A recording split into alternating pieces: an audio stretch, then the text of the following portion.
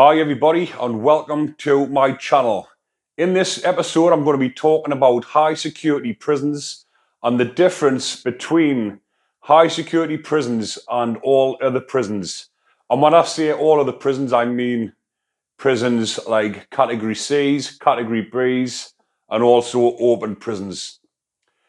Category A high security prisons, there's only 5 of those in the country, which is HMP Franklin, Wakefield, Long Lawton, Whitemore and Full Sutton.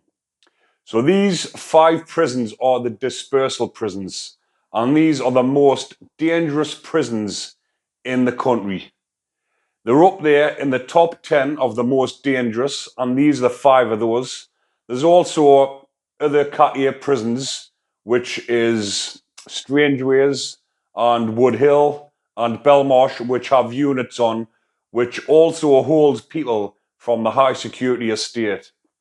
So it's called the high security estate, also known as a dispersal system, because the prisoners serving long sentences in these prisons just keep getting moved and rotated round the 5 dispersal prisons. Unless you're a sex offender, you're mainly in Wakefield, because Wakefield prison is predominantly a sex offender prison. So the majority of men serving time on maybe more so life sentences that go around the high security estates, they normally do Long Lawton, Full Sutton, Whitemore and Franklin. And there is times when they will be sent to Wakefield prison.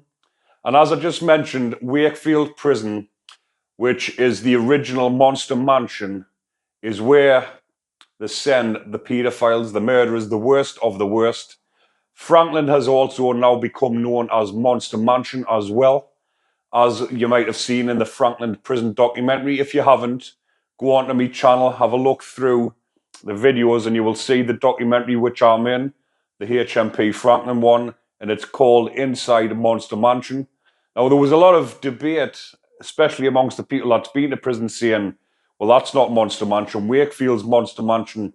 But Franklin has now become known as Monster Mansion because of the high profile paedophiles, sex offenders, and the murderers that are in there. Just to mention a few, obviously Ian Huntley, which is up there as the worst of the worst. Levi Belfield, Wayne Cousins, the police officer that kidnapped and raped and murdered. And there's the Yorkshire Ripper, recently passed away whilst he was serving time at Franklin. He didn't die inside the prison, but he died from the prison. He got transferred over to Dryburn Hospital and he died there. But these were all together on the VP wings, the sexual wing, the sexual offence wings. And the VP stands for vulnerable prisoner. And the reason why they get called vulnerable prisoner is because they're vulnerable to attack from the mainstream fellas. So anyone serving time up on the normal wings, which is classed as normal location, which you would call the normal criminals or normal cons. And these are people that are in for what you would call normalized crimes, if you can class it as that. But it means non-sexual offences. And to class these as vulnerable prisoners, when I've mentioned before in previous videos, they're not vulnerable. They're vulnerable to attack from other prisoners, but they're not vulnerable when they're outside doing what they're doing to children. They're actually predators. So they go from being predators to vulnerable. Work that one out. But anyways, getting back to the topic of the video, high security prisons, the difference between them is the dynamics of the prison. If you don't know how to present yourself in high security prisons, then you're going to get hurt. You're going to get slashed, stabbed, beat up. You're going to get smashed to pieces. You're going to get seriously hurt. So anyone that is in prison and they get transferred, say from the local prisons, because I went from my local, which is Durham, sorry, don't know what I was going to say there. HMP Durham, which is my local. So I got transferred from there over to Franklin Prison. And I've seen some people come and go from Durham. In Durham, they act like a bunch of immature idiots sometimes. Not everybody, but a lot of the cons do. And the ones that do act like this, when they get transferred over to Franklin Prison or one of the other high security prisons, whilst they're there in Durham going on like this, they've got the same mentality when they get transferred to the high security prisons, only they don't know the dynamics of the prison. They think they're in that same fantasy land, that it's the same as the other prisons, but the sharp get found out, and more times than not, they actually become VPs. They actually have to get put on protection and put with the vulnerable prisoners, the sex offenders. So they've went from thinking they're the top dogs in the local prisons to going and being a VP, transferred down onto the non-swings, living amongst the sexual predators because they couldn't keep their mouth shut. They thought they were the boyos. They went around the wings thinking they're the hard men, and then the hard men found them out, because there is top dogs in them prisons. There is the hard men, and they're not going to tolerate some idiots. Most of these are like young men, early 20s, that come in, been in Durham. They might have been in the system a lot of years, and they've went on like idiots for a lot of years, but they've never stepped foot inside of a high security prison. So they stepped foot inside the high security prison, and they've went on like they've done the previous 6 years when they've been in the young offender prisons, they've been in the local jails. So they go into the high security prisons and they think they can act and behave exactly the same, but they might get a warning once on the first time. Second time, no warnings come. They'll get rushed, they'll get done in, they'll get seriously hurt, or they'll get the pads shitted up just to get them moved off the wing. Because the dynamics of the high security prisons, the majority of the time, everyone just wants to get on with the time, get knuckled down, get on with whatever you've got to do, get yourself a job, get into the gym, get yourself on a food boat, and just chill and just make the most of your time whilst you're in there. You didn't want anyone upsetting the atmosphere, upsetting your clique or your food boat or whatever, or anyone coming into your private space, even though you haven't got much private space in prison. But what I mean is, if you've got your own little places where you hang out with your lads in the prison, like say you've got, because everyone had in the high security prison, the food board. What a food board is say six, maybe 4, 5, 6 of you all get together. You all chip in every week to buy the food, and you'll take turns each night to cook meals, and you'll sit on your table and have your food. Because in the high security prisons, outside of the wings, outside of their cells, sorry, you've got tables and chairs where you can sit and eat your meals. Whereas in the other prisons, like the local jails and places like that, there isn't any of that. You've got to go back to your pad and sit and eat your food either on your bed or on the chair in your cell. So in Franklin or the high security prisons, you've got tables and chairs on the wings where you can sit with your lads on your food boat. So if you've got someone coming over and thinking they can just come and sit down, waffle on and talk loads of shit while you're trying to sit and eat with your pals, you might sit and have a little laugh with them at first and all that. But then if it becomes too much, becomes overwhelming, starts becoming annoying. I'll give an example of a food boat when we're sitting on a table when someone nearly got themselves seriously hurt, where this idiot's come in. In his mind, he's thought that he's done nothing wrong. But we were sitting down with a few of the lads, sitting, eating our tea, what we just made for ourselves. And it was one of the lads that I was sitting with, someone come up and he sat next to him. And it's straight away, if you're sitting with your boys and you're having something to eat and someone comes and sits down who's not normally in your group, it's a bit of a sign of disrespect. You wait until they've finished eating the food, then you'll come over if you want to start waffling on.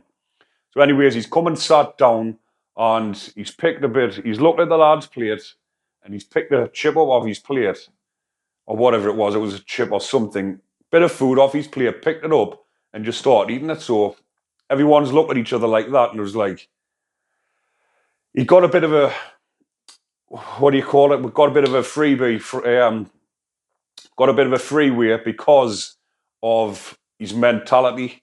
He couldn't see Saldine out wrong. He's probably done this all his life when he's sitting with his family, just pick something off their plate and start eating. With that for me as well, I hate even back at home, if not me kids, but I mean like if you're ever out with someone to eat and someone picks something up off your plate, well, it's not a very nice habit. It's disrespectful. But this happened in Franklin, like I've just mentioned, on the table, and he could have gotten himself seriously hurt, picking his bit of food up off someone else's plate. And the lad was a drug addict, heroin user, grubby fingernails, and he's putting his fingers in someone else's food.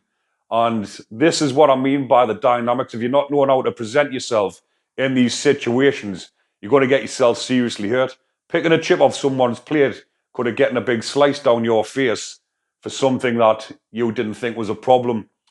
And that's the difference between the prisons. If you went and done that in Durham prison, you've been to the servery, some of the lads, which you see all the time, because one of them picking chips off each other's plates, didn't see nothing wrong in it. Get into a high security prison, do that, and you could end up getting yourself seriously hurt.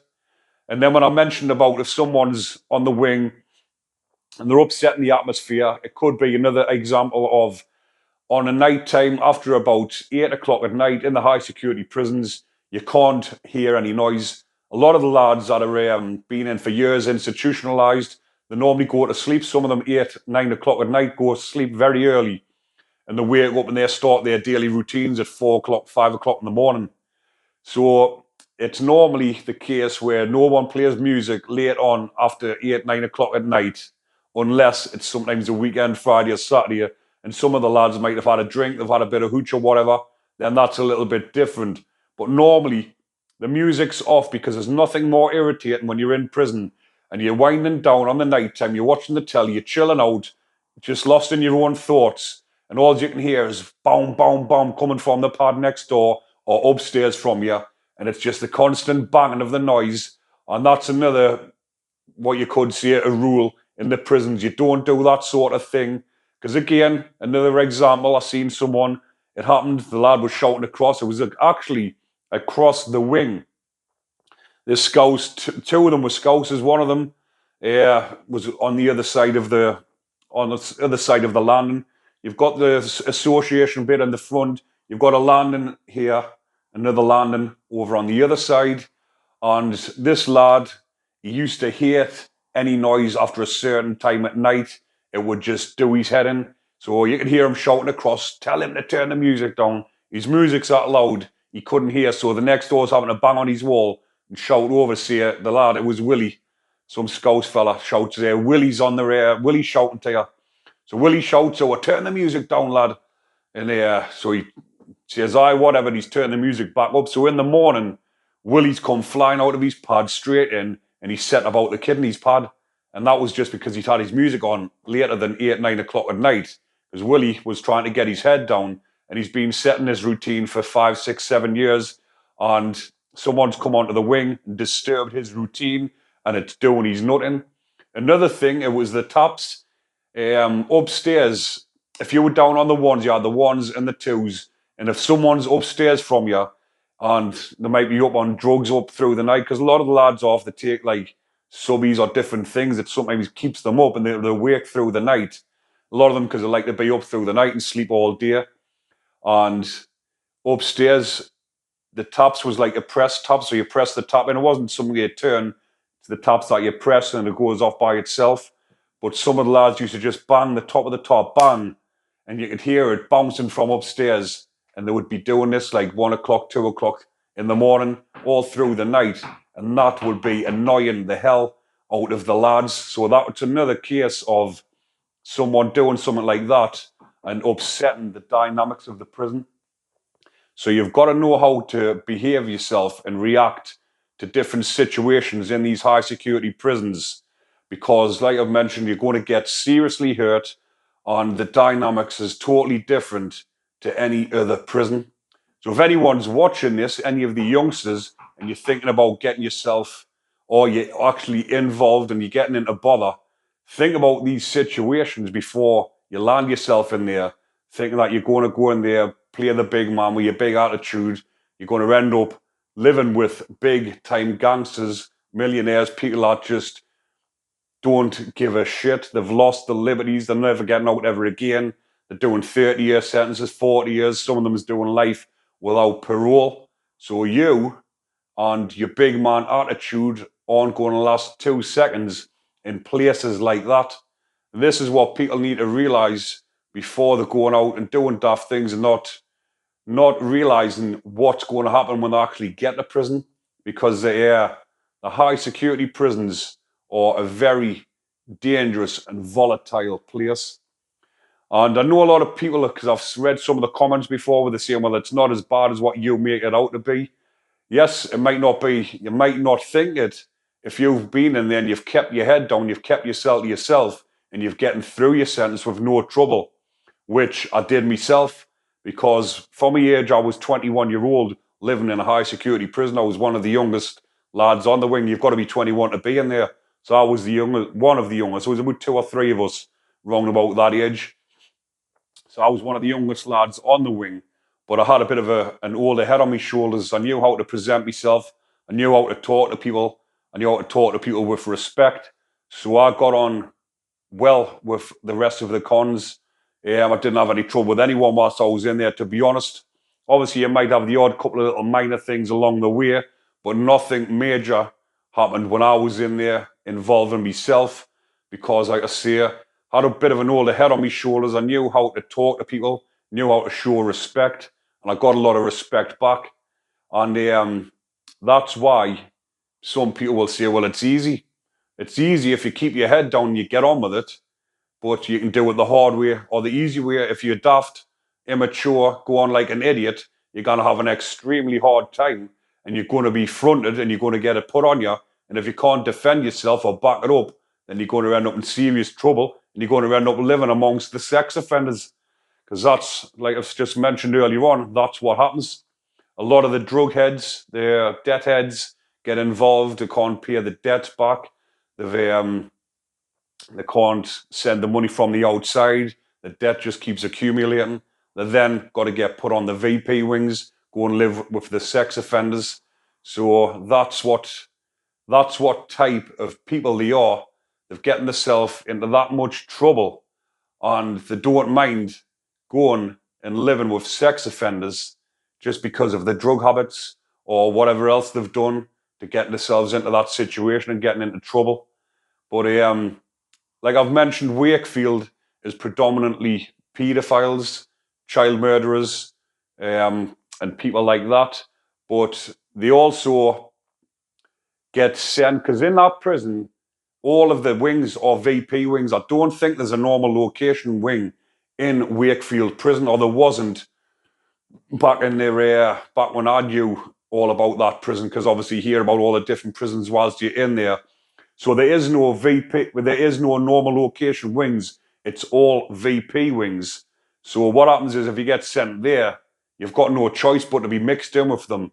But you normally don't get sent there unless you've got trouble in the other dispersal prisons, and they've got no option but to send you to Wakefield, because if you go to any of the other prisons, you're in trouble with other rival gangs or rival firms or whatever that you've got trouble with in the other prisons. So they've got no other option but to send you to Wakefield. And the majority of the time, if someone gets sent to Wakefield, they will not go and live with the sex offenders. So they go and spend time in the block. And I've known lads that have went to that prison and they've spent 2 and 3 years in the segregation unit, banged up by the cell. Well, everyone's banged up by yourself. There's no double pads. But what I mean is banged up 23 hours a day, maybe even a little bit longer, 23 and a half hours, unless you get your exercise. You're banged up 2 or 3 years, no TV, nothing, just in that segregation. And that's because you won't go and live with the VPs, or the prison staff won't send you to the other prisons because you've got trouble with people in them other prisons. So that's just a bit of a breakdown of what happens in the high security prisons, because I know a lot of my viewers and my subscribers, you love to hear all about the different dynamics, what happens inside of prisons. So I'm going to be doing loads of more content just to break things down for you and let you know what really happens when you go to what you would class as the big man's jail or the big house. people used to say, like when you're in the young offender prisons, or someone like, if you go from the young offenders up into the man's jails, what you call it, like my local, you say, oh, you gone to the big house. So everyone thinks like the local prisons and that them sort of prisons are the big house. The big house is the big house with the big boys. And you know when you get put in with the big lads, you're either going to last or you aren't. But I've covered quite a lot of stuff in this video, people. If you're all wanting anything else covered, just drop it in the comments. Let us know. The more feedback I get, the better my videos will get. But if you are enjoying the content, remember to like and subscribe. Enjoy the rest of your day, people. Take care.